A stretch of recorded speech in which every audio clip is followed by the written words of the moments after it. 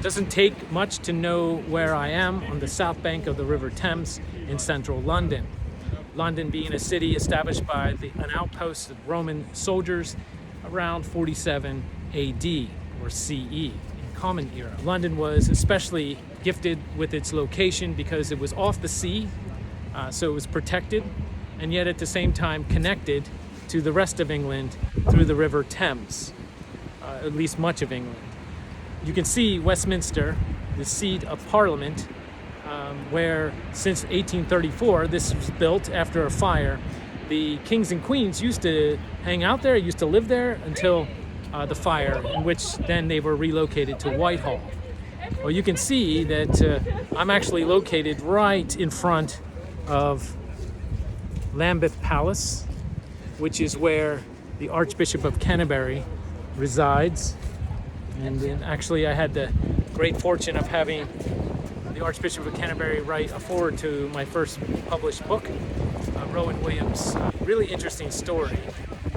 Back in 1547, I think, no, 1527, the King of England at the time, King Henry VIII, wanted a divorce and asked the Pope, Clement VII, for an annulment. The Pope denied this, and as a result, King Henry VIII said, well, screw you.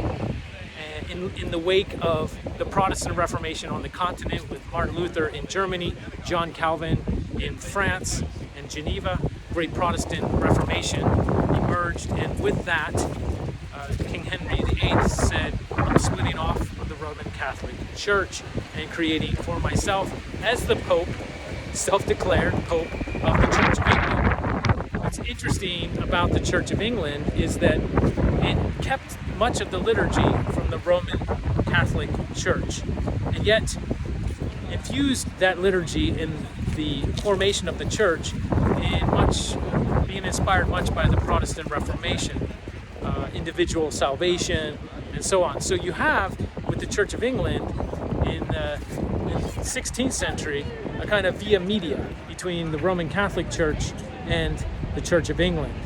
And the Episcopal Church in America is part of the tradition that at least was birthed in Virginia in the early part of the history of the United States.